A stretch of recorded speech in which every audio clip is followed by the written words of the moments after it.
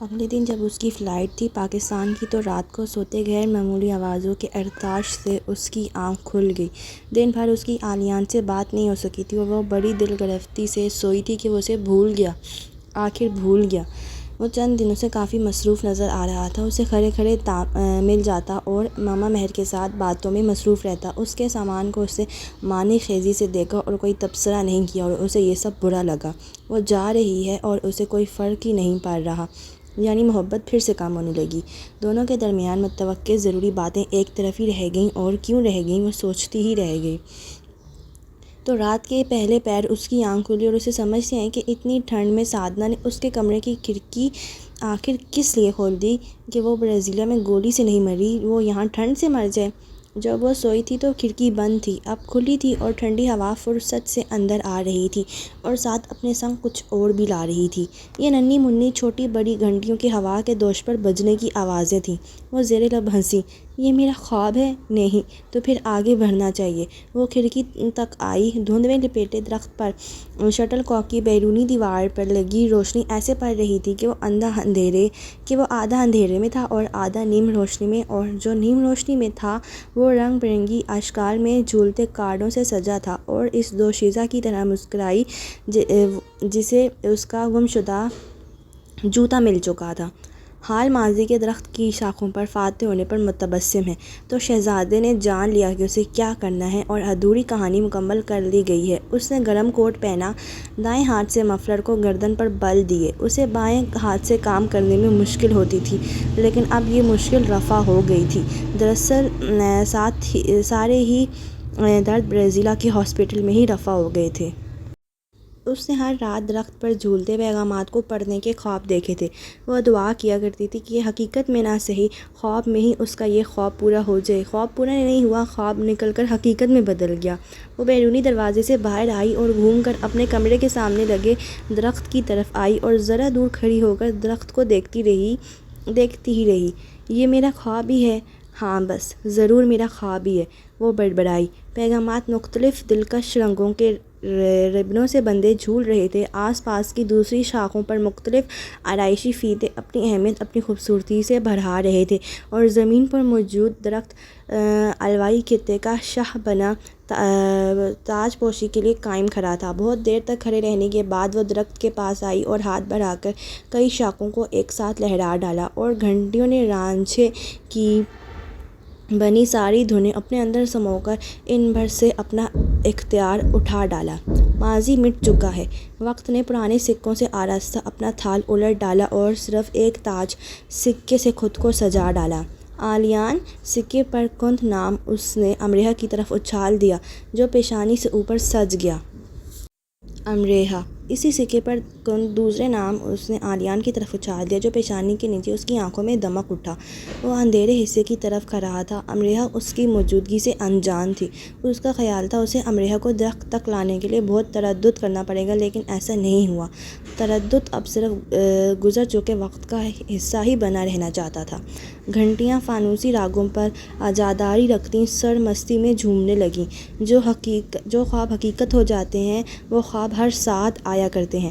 وہ دم بخود کھڑا سوچنے لگا۔ وہ جو 2 گھنٹے اس درخت کے ساتھ مصروف رہا تھا، اسے بھی یہ یقین ہونے لگا کہ اس بار پھر سے یہ خواب بھی ہے۔ اندھیرے سے روشنی کی طرف اس نے قدم بڑھائے۔ اب گھنٹیاں محروس کے حکم کی بجا آوری کرتی محرم کے کانوں میں سرگوشی عیاں کرنے کو لپکیں اور پس منظر میں بجتیں اللہ رکھا رحمان کی راز و نیاز کرتی دھنیں پریم پریت کے سرگم پر دل دھنتے میوے اظہار ہو گئیں۔ رات کے زروں نے قطاریں باندھ لیں اور روشنی کی لکیریں پھلجھڑیاں بن گئیں۔ ہلکی ہوا ان دونوں کے بال اڑا رہی تھی اور وہ دونوں اپنی اپنی جگہ پر اپنی اپنی منزلیں طے کر رہے تھے۔ امریحہ کا خیال تھا اس میسج لڑی کو کارلس آئے اور اس سے مل کر سجایا اور چلے گئے۔ اس نے ہاتھ بڑھایا اور ہوا کے سنگ جھولتے ایک پیغام پکڑ کر پڑھنے لگی۔ میں نے تمہیں بہت یاد کیا۔ دل فریب خوشی کے احساسات امریحہ کے دل پر نازل سے ہونے لگے اور وہ دوسرا پیغام پڑھنے لگی۔ تم ایک جادوگر ہو امریحہ۔ امریحہ یوں مسکرا دی جیسے اس کی بات چرا لی گئی۔ جب تم نے رونا شروع کیا تو میرا دل چاہا میں بھی تمہارے ساتھ مل کر رو دوں، کیونکہ دو ایک جیسے لوگوں کو ایک ہی جگہ بیٹھ کر رونے کا اس سے اچھا موقع اور کب ملتا۔ اسٹوڈنٹ پارٹی پرینک، امریہ نے کہکا لگایا اور ذرا سا ڈر گئی کیونکہ درخت کے اندھیرے حصے میں چھپا کھڑا عالیان نکل کر سامنے آ گیا تھا۔ اوہ، تم یہاں ہو؟ اور مجھے کہاں ہونا چاہیے تھا؟ اس نے ہاتھ بلند کیا اور اس کے سر پر جھولتے پیغامات سے بندھی گھنٹیاں لہرا ڈالیں، اور معتبر آسمان اور زرخیز زمینیں بڑی محبت سے اپنی سماعتوں کے پٹ ان مترنم آوازوں پر واہ کیے۔ جہاں غائب رہنے کے لیے تم موجود رہتے ہو۔ اسے یاد آیا وہ اس سے ناراض تھی۔ وہ محبت کے نکھرے احساس سے اسے دیکھتا رہا۔ تو وہ ناراض ہونا اپنا حق سمجھتی ہے؟ میں نے ان پیغامات کو جلا ڈالا تھا، میری یادداشت اچھی ہے، میں نے انہیں چند راتیں اور چند دن لگا کر پھر سے لکھا۔ وہ اپنے غائب رہنے کی وجہ بتا رہا تھا لیکن نامکمل۔ وہ امریہ سے چھپا رہا تھا کہ وہ دراصل باسط شوق کی ان مصروفیات میں غلطاں رہا تھا۔ تمہارے بالوں کی نوکیں تمہاری آنکھوں کو پریشان کر رہی ہیں، کیا میں تمہاری آنکھوں کو اس پریشانی سے بچا لوں؟ اس نے مہذب انداز سے پوچھا اور جواب کا انتظار بھی نہیں کیا اور اس کی آنکھوں کو پریشانی سے بچا لیا۔ اپنی پیشانی پر اس کی انگلیوں کا لمس محسوس کرتے وہ ذرا سا پیچھے ہوئی اور سر اٹھا کر پیغام پڑھنے لگی۔ اس نے ایک چالاکی کی تھی، دوسری زبانوں میں کافی پیغامات لکھے تھے تاکہ امریہ اس سے ان کے مطلب پوچھے۔ 2 دن تک ہال میں وہ مختلف ہال میٹس کے کمروں کی طرف بھاگتا رہا اور وہ زیر لب ہنس کر اسے لکھ کر دیتے رہے، جبکہ کارل اور سائے اس کے کندھوں پر چڑھے لکھنے والوں کو آنکھ مارتے رہے تھے۔ تو اگر چند پیغامات کو امریہ گوگل کرتی تو اسے معلوم ہوتا کہ جس کا مطلب عالیان مجھے اجازت دو میں آخ آخ کی تکرار پر لہراتی تمہاری ناک پکڑ لوں بتا رہا تھا، تو اس کا اصل مطلب کارل کی آنکھوں اور ہاتھ کے اشاروں پر کچھ یہ نکلتا: کیا تم نے ٹھیک سے ناک پونچھنا سیکھ لیا؟ نہیں، یعنی اب بھی تم آئس کریم چاکلیٹ کے ساتھ ناک بہتی ناک، آخ اف گندی۔ اور جیدی جملہ جس کا مطلب عالیان تم ایک اچھی لڑکی ہو، بلکہ تم میں کئی اچھی لڑکیاں چھپی ہیں بتا رہا تھا، تو اصل میں وہ تم ایک پٹاخہ لڑکی ہو، بلکہ تم میں کئی بڑے بڑے پٹاخے پھوٹ پڑنے کو ہیں تھا۔ اور جاپانی جملے کا ایک اصل ترجمہ: خدا کے لیے اپنے ایشین فلیگ کو سنبھالنا سیکھ لو۔ آدھی یونی اس سے الجھ کر زخمی ہو چکی ہے اور جو آدھی بچی ہے وہ زخمی ہونے کے لیے قطار میں کھڑی ہے تھا۔ اور مصری جملے کا: خدا کا شکر ہے ہمارا مانچسٹر ڈوبنے سے بچ گیا۔ اور کورین جملہ جو عالیان نے مجھ پر شکر لازم ہے لکھنے کے لیے کہا تھا، تو دراصل وہ کچھ یوں لکھا گیا تھا: ہم بھی مانچسٹر کی پیداوار اپنے ایک امریہ لاہور پر اتاریں گے، انہیں بھی معلوم ہو دن میں ستارے اور رات میں سورج کسے دیکھتے ہیں، پھر کیا وہ شکر ادا کر پائیں گے؟ اگلا جملہ اطالوی میں لکھا تھا اور آخر کار وہ اس پیغام تک پہنچ گئی: یہ کیا لکھا ہے؟ اس نے لکھنے والے سے رابطہ کیا۔ وہ مسکرایا، اسے دیکھا، جھکا اور ایک گھٹنے کو ٹیک کر زمین پر بیٹھ گیا اور اس کا دایاں ہاتھ پکڑ لیا۔ اس کا مطلب ہے میرے سامنے جھک کر میرا ہاتھ تھام لو۔ گل سرخ کی گزرگاہوں کی راہیں بنی، وہ لہرا سی گئی۔ اتنے چھوٹے سے جملے کا اتنا بڑا مطلب! ہاں، جیسے ایک امریہ کا مطلب سارا عالیان، اس نے کاملیت کے لیے کہا۔ اب اس کے آگے دوسرا پیغام تھا جو فرینچ میں تھا۔ اس نے کھنکیوں سے عالیان کو دیکھا اور مطلب پوچھنے کی غلطی نہیں کی، لیکن اس نے مطلب بتانے کی جلدی ضرور کی۔ اس کا مطلب ہے میرا دوسرا ہاتھ بھی تھام لو۔ بیٹھے ہی بیٹھے اس نے اس کا دوسرا ہاتھ بھی پکڑ لیا۔ اس بار اس کی ہنسی اتنی دیر تک گونجتی رہی کہ وہ سیف الملوک پر اترتی پریوں کی آنکھوں کی چمک بن گئی۔ اور ایک پیغام جو میں نے لکھا ہی نہیں، وہ میں تمہیں سناتا ہوں۔ اس کا انداز بانسری ہو گیا اور الفاظ راہ گل آراگون کی طرح پیش قدمی کرنے لگے۔ مجھ سے شادی کرو گی امریہ؟ سوال پھر سے دہرا دیا گیا، اس بار دونوں ہاتھ تھام کر اور سب کچھ جان کر۔ امریہ کا پورا وجود ہی ایک خوف میں سمٹ آیا اور اسے یاد آیا کہ زندگی اب بھی کن کن مراحل کو ہتھیلی پر سجائے کھڑی ہے۔ جو پیچھے رہ گیا تھا فی الحال وہ اب آگے آنے والا تھا، لیکن اس نے پہلی والی غلطی دوبارہ نہیں کی۔ اس نے ہاتھ بلند کیا اور گھنٹیوں کو لہرا ڈالا، اور وہ دیر تک قبولیت کے زیر اثر خوشی سے بجتی رہیں۔ وہ کھڑی مسکرا کر اسے دیکھ رہی تھی اور وہ بیٹھا اس کی مسکراہٹ پر نثار ہو رہا تھا۔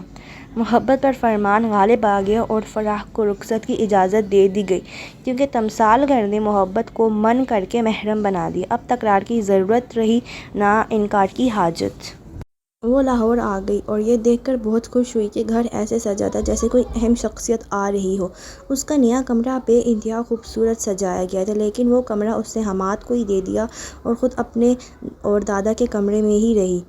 دانیہ کی منگنی ٹوٹنے کی خبر تو اسے مانچسٹر میں ہی معلوم ہو چکی تھی۔ واپس آ کر اندازہ ہوا کہ خاندان سے تعلق بھی برائے نام ہی رہ گیا ہے۔ سب گھر والوں کو اس کے زخمی ہونے کے بارے میں دادا نے بتا دیا تھا، گولی لگنے کا نہیں۔ دادا اکیلے ہی اسے ایئرپورٹ لینے آئے تھے اور وہ سمجھی نہیں کیونکہ انہیں اسے گلے لگا کر بہت رونا تھا۔ اسے سمجھ نہیں آنی تھی کہ وہ کیوں اتنا رو رہے ہیں۔ اب بھی تو وہ ٹھیک ہوئی تھی۔ اسے دادا کی ہر حرکت مشکوک لگ رہی تھی، بلکہ اسے دادا سے ہی ڈر لگ رہا تھا۔ یہ اتنا وقت اس کے دور رہنے کا اثر تھا یا زخمی ہونے کا؟ دادی اور اماں اس کے ساتھ گھر کا اکلوتا لاڈلا والا سلوک کر رہی تھیں۔ اس کے آنے کے 3 گھنٹے کے اندر اندر ہی ایک جنگ چھڑی حماد، علی اور دانیہ کے درمیان، اور دانیہ سب چیزیں لے کر اپنے کمرے میں قلعہ بند ہو گئی۔ ان تینوں نے اس کا سامان کھول کر خود ہی سب کچھ نکال لیا تھا۔ 3 گھنٹے بھی پتہ نہیں وہ کیسے رکے رہے۔ اب حماد دانیہ کو دروازہ توڑ دینے کی دھمکی دے رہا تھا اور دانیہ ثابت کر رہی تھی کہ وہ تو پیدائشی بہری ہے اور گونگی بھی۔ خیر مزید چند گھنٹے لڑنے کے بعد آخرکار وہ طے کر پائے کہ کیا کس کا ہے۔ اسے آئے 1 دن بھی نہیں ہوا تھا کہ اس نے سنا دادی اور اماں کسی فیملی کو گھر بلانے کی باتیں کر رہی تھیں۔ اس نے بہت آرام سے خود کو واش روم میں گرا لیا، یعنی ڈرامہ، اور یہ ثابت کر دکھایا کہ اسے تو چلا بھی نہیں جا رہا۔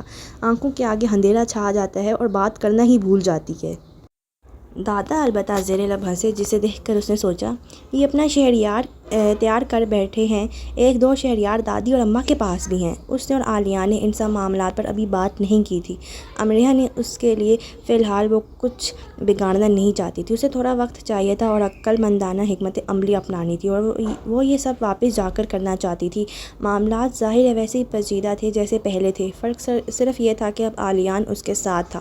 پہلے تو اسے دادا کو منانا تھا۔ عالیہ نے اسے بتایا تھا کہ دادا کی اور اس کی بات ہوتی رہی ہے، اور امریہ نے یہی سوچا کہ جیسی صورتحال چل رہی تھی دادا کسی سے بھی بات تو کر ہی سکتے تھے، عالیان سے بھی، اور یہ سے کوئی ایسی بڑی بات نہیں لگی تھی۔ تم سے ملنے کچھ لوگ آ رہے ہیں۔ جس بستر پر وہ معذور ہونے کا ڈرامہ کیے دراز تھی وہاں اس کے پاس اس کا ہاتھ پکڑ کر دادا نے کہا۔ لیکن میں تو چل بھی نہیں سکتی، کیسے ملوں گی؟ آپ بھول رہے ہیں برازیلیا میں مجھے گولی لگی تھی۔ گولی سمجھتے ہیں آپ؟ ہاں، گولی مطلب گولی ہی۔ دادا ہنسے۔ تو گولی کھانا کوئی آسان ہے؟ اتنی تکلیف رہتے میرے شانے میں، اور چلتی ہوں تو بری طرح سے چکر آتے ہیں۔ مانچسٹر سے لاہور میں صرف آپ کے لیے آئی ہوں، لیکن اس کا مطلب یہ نہیں کہ میں ٹھیک ہو گئی ہوں۔ مجھے بیمار ہی سمجھا جائے دادا۔ وہ بیمار کے کمرے میں آ جائیں گے؟ دادا اس کے انداز سے محظوظ ہوئے۔ ہو سکتا ہے اس وقت میں سو رہی ہوں۔ وہ نیم دراز سی لیٹ سی گئی۔ جب تم جاگ رہی ہوگی وہ تب آئیں گے۔ میرے کمرے سے دوائیوں کی بو آتی ہے، مجھ میں سے بھی۔ ایسے موقع پر سادھنا کہتی ہے، چھی چھی، برا سا منہ بناتے ہوئے اس نے سب بروں کو مات دے دی۔ ہی ہی، ایسے موقع پر دادا یہ کرتے ہیں۔ دادا کتنی ہی دیر ہنستے رہے۔ تو میں ان مہمانوں کو انکار کر دوں کہ تم ملنا نہیں چاہتی؟ بالکل، پھر کبھی صحیح، وہ کبھی جو کبھی نہیں آئے گی۔ پھر کب؟ تم مانچسٹر چلی جاؤ گی شٹل کاک میں لیڈی مہر کے پاس، وہاں وہ تم سے تمہارا ہاتھ تو نہیں مانگیں گی نا؟ اس نے چونکنے میں وقت لیا کیونکہ اسے بات دیر سے سمجھی۔ آپ مذاق کر رہے ہیں؟ نہیں امریہ، اب مذاق نہیں، انہوں نے افسردگی ملی سنجیدگی سے کہا۔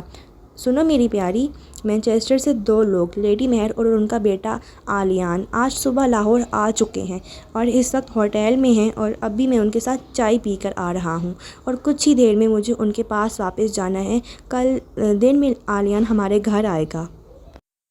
امریہ کے دیکھنے اور سننے کے انداز میں بے یقینی تھی۔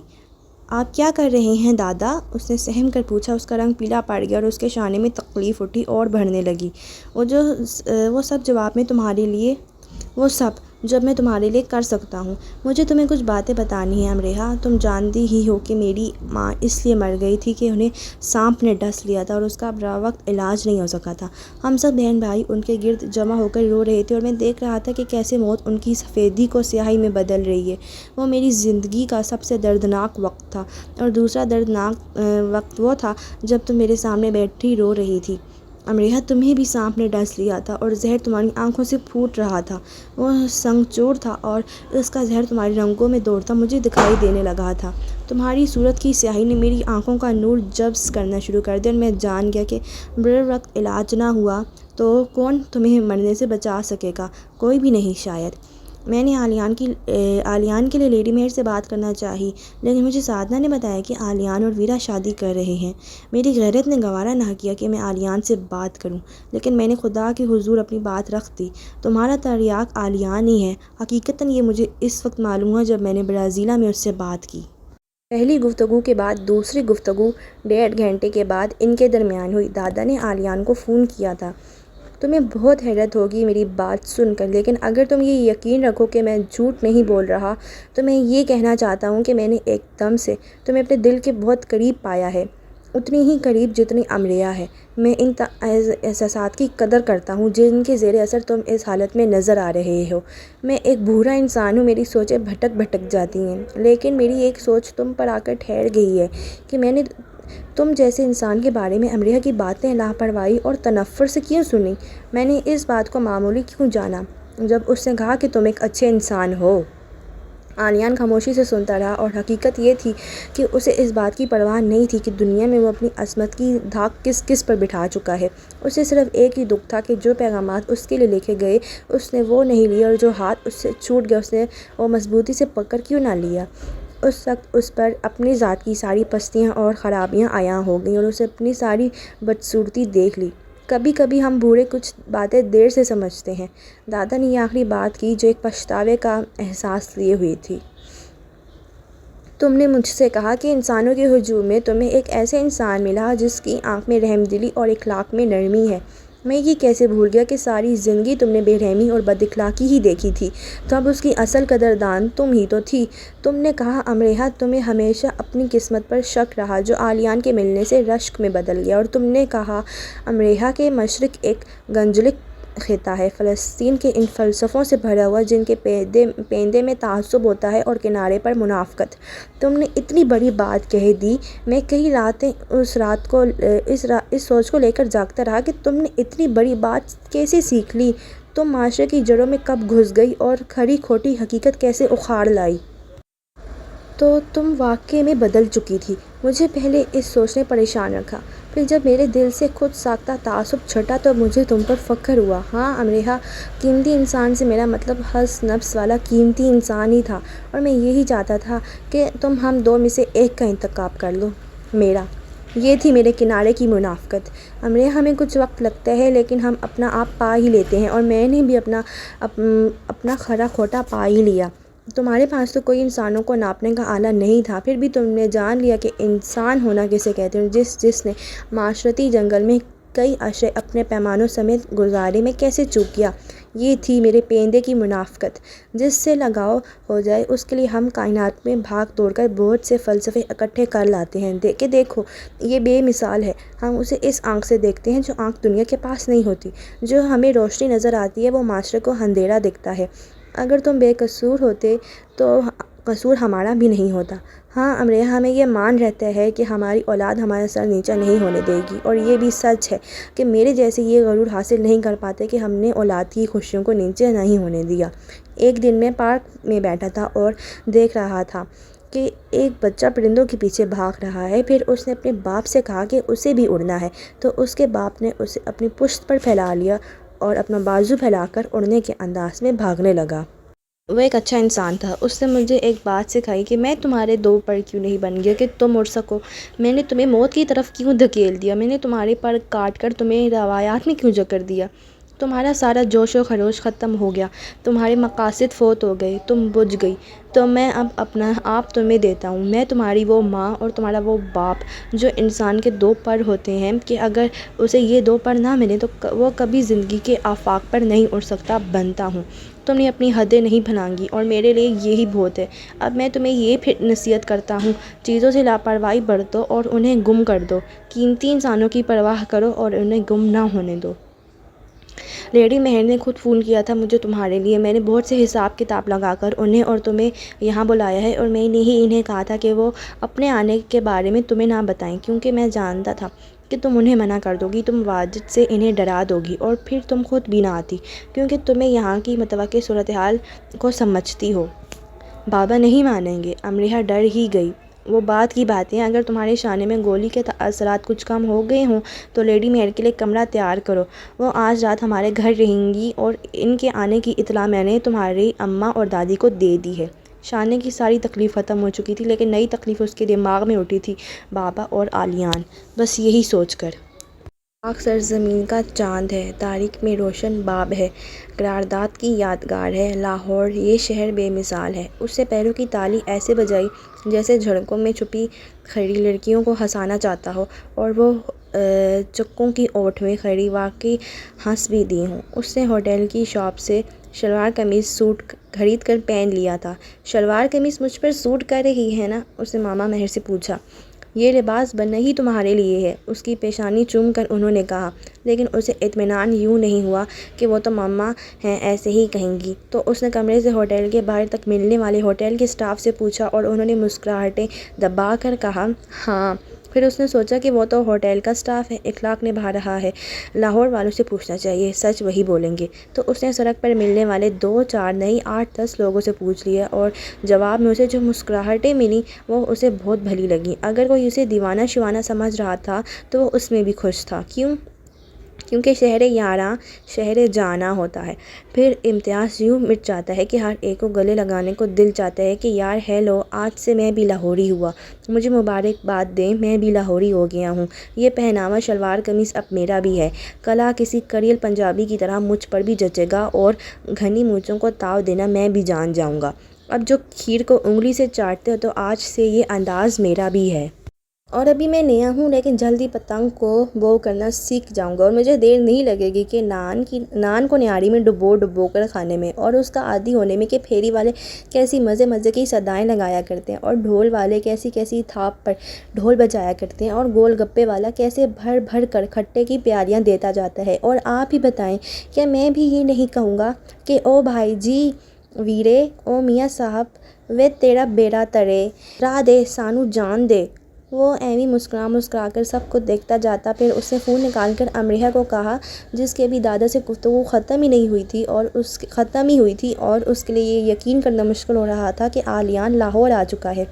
امریحہ، لاہور میں یہ 11واں انسان ہے جن سے میں نے برف باری کا پوچھا، اور ان کا کہنا ہے کہ اتنی زیادہ برف باری ہوتی ہے کہ ہمیں کئی مہینوں تک گھر میں بند رہنا پڑتا ہے۔ امریحہ ہنس دی، اور میں نے ایک خاتون سے پوچھا کہ امریحہ کہاں ملے گی، تو وہ سہم گئی اور الٹا مجھ سے پوچھا، کیا امریحہ واپس آ گئی؟ اتنی مشکلوں سے تو اسے نکالا تھا لاہور سے، تم نے سب کو کتنا تنگ کر رکھا تھا یہاں امریحہ۔ جھوٹ، سارا لاہور مجھے نہیں جانتا، لیکن سارا لاہور اب مجھے ضرور جان جائے گا۔ خوشی اس کے انداز سے ایسے اشکار ہو رہی تھی جیسے اسے لاہور شہر کی چابی پیش کر دی گئی ہو۔ ضرور جان جائے گا، تم اتنا چلا کر جو بول رہے ہو۔ امریحہ نے اس کی خوشی محسوس کر لی۔ میں چلا نہیں رہا، میں خوش ہوں۔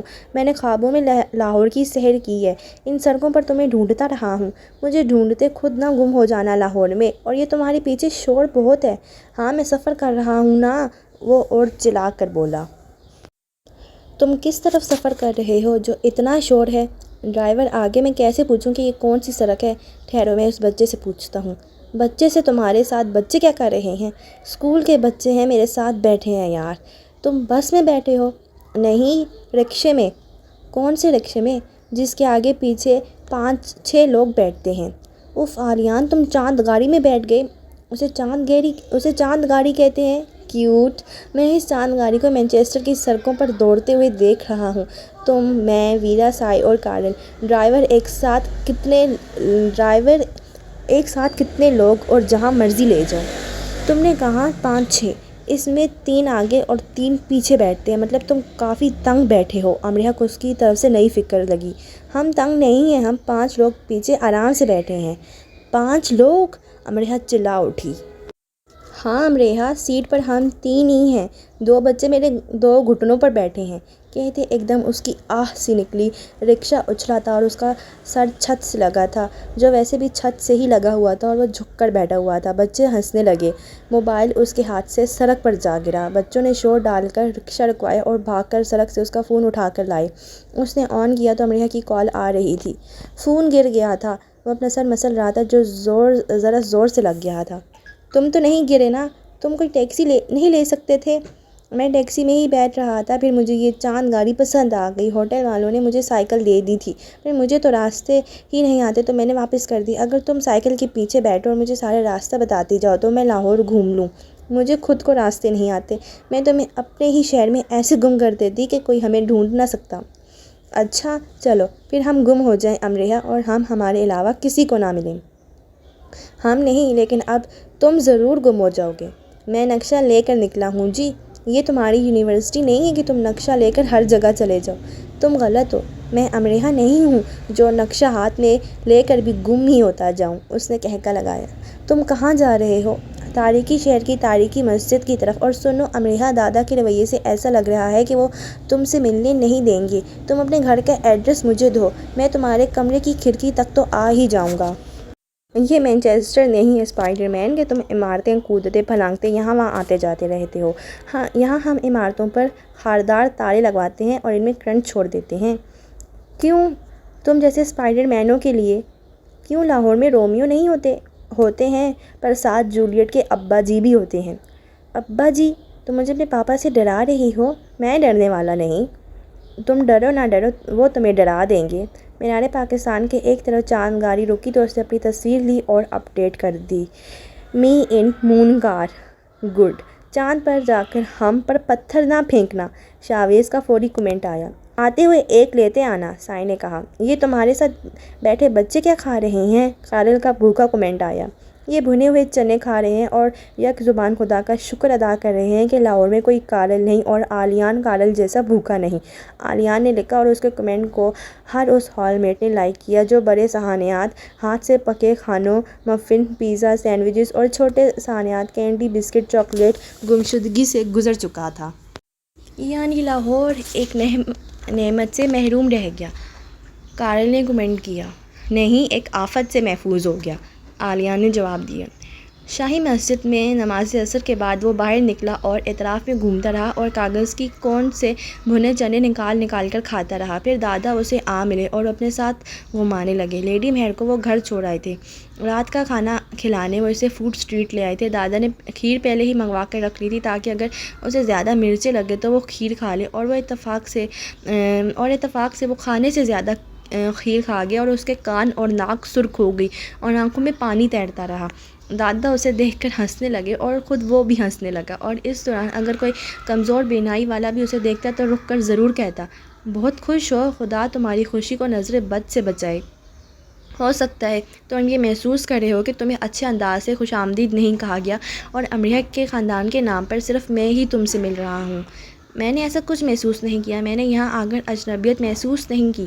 خوش آمدید کہنے کا اس سے بہتر انداز اور کیا ہوگا؟ اسے وہ بچے یاد آئے جو اس کے گھٹنوں پر بیٹھے تھے اور اپنے منہ کے ساتھ ساتھ اس کے منہ میں بھی چنے ڈال رہے تھے، جیسے وہ جان گئے تھے کہ کوئی پہلی بار ان کے دیس آیا ہے اور مہمان نوازی میں انہیں بھی اپنا حصہ ڈالنا چاہیے۔ دادا کو آلیان کی بات اچھی لگی۔ انہوں نے سوچا کہ آگے وہ جو کہنے جا رہے ہیں اسے کہنے کے لیے ان کے پاس مناسب الفاظ ہیں نہ، اور کیا وہ ترش اور تلخ تو نہیں کہ سامنے موجود انسان کی مسکراہٹ پر بھاری پڑیں۔ کیا اب ہم کچھ غور طلب باتیں کر لیں؟ وہ کھانا کھا چکے تو دادا نے پوچھا۔ اس نے سر ہلا دیا۔ میں نے تم سے یہاں آنے سے پہلے کہا کہ صرف تم ایک بار اگر تم اپنے والد کو اپنے ساتھ لا سکو تو میرے لیے آسانی رہے گی۔ بے شک، پھر تو ان سے کبھی نہ ملنا، لیکن تم نے انکار کر دیا۔ اب میں تم سے کہتا ہوں، کیا تم یہ کہہ سکتے ہو کہ لیڈی مہر ہی تمہاری والدہ ہیں؟ دادا اچھی طرح سے جانتے تھے کہ وہ بہت بڑی بات کر رہے ہیں، اور واقعی وہ ایک بہت بڑی بات ہی تھی۔ آلیان کے چہرے کے رنگ ایک دم سے بدلے۔ ماما مہر میری ماما ہیں، لیکن ماما مارگریٹ کی موجودگی کو چھپا دینا ان پر ظلم ہوگا، پھر میں دوسرا انسان ہوں گا جو ان کی تذلیل کرے گا۔ میں یہ نہیں کر سکتا۔ میں چاہتا ہوں، بلکہ آپ سے درخواست کرتا ہوں کہ معاملات کتنے بھی پیچیدہ کیوں نہ ہوں، آپ ماما مارگریٹ کا تعارف مجھ سے پہلے امریہ کے خاندان سے کروائیں۔ اس نے ٹھہر کر تحمل سے کہا، تم یہاں کے مسائل کو نہیں جانتے۔ شاید، لیکن اپنی خوشی کے لیے میں ماما کی عزت و تکریم کو کیسے کمتر کر دوں؟ آلیان، امریہ کا باپ نہیں مانے گا۔ آلیان خاموش ہو گیا۔ جتنا میٹھا وہ کھا چکا تھا وہ کڑوا ہو گیا۔ دادا کو بھی خاموش رہ جانا پڑا۔ شاید انہوں نے اس کا دل دکھا دیا تھا۔ فون پر انہوں نے اس سے کئی باتیں کی تھی، لیکن یہ بات وہ اسے سامنے بٹھا کر کرنا چاہتے تھے۔ شاید تم یہ سوچتے ہو کہ واجد ایک جاہل انسان ہے، لیکن وہ جاہل نہیں ہے۔ اس جیسا باپ جاہل نہیں ہے۔ بہت سے سمجھدار لوگ اسے دقیانوسیت کہتے ہیں، لیکن دراصل یہ ہماری حساب کتاب ہے، سیدھے سیدھے حساب کہ کھجور وہی ہے جو کھجور کے درخت پر لگے، جو جھاڑی پر لگے ملے وہ کھجور نہیں ہوگی۔ ہم بنیاد کو دیکھتے ہیں، آنیان صف دیکھتے ہیں۔ تم دنیا بھر کی ان بڑی درسگاہوں کی مثال ہی لے لو جو صرف قابل ذہن و فطن طلباء کو ہی داخلے دیتی ہیں، جبکہ علم کے دروازے سب پر ہمہ وقت کھلے رہنے چاہیے۔ تو معیار کے پیمانے ہر جگہ ہیں، صرف ہم پر ہی یہ الزام نہیں لگنا چاہیے کہ ہم قدامت پسند اور جاہل ہیں۔ ہم ایسے نہیں ہیں۔ رہی معیار کی بات، تو ہم انہیں بدل سکتے ہیں، انہیں متوازن کر سکتے ہیں اور بدلتے وقت کے تقاضوں کو دیکھتے انہیں لچکدار بنا سکتے ہیں۔ ہمارے یہاں شادی دو لوگ نہیں، دو خاندان کرتے ہیں، اور اس شادی کو کامیابی دونوں خاندان مل کر کرتے ہیں۔ ٹھیک ہے، کچھ رسومات اور اصول کھوکھلے اور بے بنیاد ہو چکے ہیں اور کچھ سرے سے ہی بیکار اور فضول ہیں، لیکن ہماری معاشرتی پرکھ ہمارے بڑوں کے تجربات پر ترتیب دی گئی ہے اور ان تجربات کو جھٹلایا نہیں جا سکتا۔ ان تجربات کی روشنی میں کچھ فیصلے غلط بھی ہوئے ہوں گے، لیکن وہ سب ٹھیک کر دینے کی نیت سے کیے گئے ہوں گے۔ تم دنیا میں گھوم پھر کر دیکھ لو، تمہیں کوئی ایسا باپ نہیں ملے گا جو اولاد کا برا چاہے، اور کوئی ماں ایسی نہیں ملے گی جس نے اپنی اولاد کی خوشیوں کے لیے کوشش نہ کی ہو۔ تو امریہ کا باپ اس کا برا نہیں چاہے گا اور اس کی ماں اس کی خوشی سے حاسد نہیں ہوگی، لیکن کچھ تو کھانے پر کرنے ہی ہوتے ہیں۔ صدیوں کے چاک پر ڈھلا یہ ڈھانچہ اگر کہیں سے بہت سیدھا اور بھرا بھرا ہوا ہو تو ہم پورے ڈھانچے کو منضبط کرنے کے لیے تیار نہیں ہیں، لیکن مرمت ہم ساتھ ساتھ کرتے جا رہے ہیں۔ دادا کہہ کر اسے دیکھنے لگے اور آلیان کو ایک بات اب سمجھ میں آئی کہ اس نے کس آسانی سے کہہ دیا تھا کہ اسے اس خطے کا سفر نہیں کرنا جہاں انسانوں سے زیادہ روایات کا احترام کیا جاتا ہے۔ اس نے اب جانا کہ ان روایات کا احترام ہی دراصل ان سے جڑے انسانوں کا احترام ہے۔ اگر ہم بڑوں کی عزت، روایات کا احترام نہیں کریں گے تو چھوٹوں سے عزت کی وصولی ہمیں بھولنی پڑے گی، اور پھر ایسے انسانی معاشرے کا پھلنا پھولنا ہی ایسا ہو جائے گا جیسے درخت کا زمین کے بغیر نمو پانا، یعنی نمو ہی نہ پانا۔ مجھے تمہاری یہ بات اچھی لگی کہ تم نے امریہ کو اکسایا نہیں۔ زمانہ جس تیزی سے ترقی کر چکا ہے، ایسے وقت میں یہ کوئی انوکھی بات نہ ہوتی۔ میں کبھی ایسا نہ کر پاتا، اور کرتا بھی تو امریہ نہ مانتی۔ میں جانتا ہوں تم کل گھر آ رہے ہو، تم ابھی صرف سب سے ملو گے، پھر دیکھتے ہیں کیا ہوتا ہے۔ دادا کچھ زیادہ پر امید نہیں تھے۔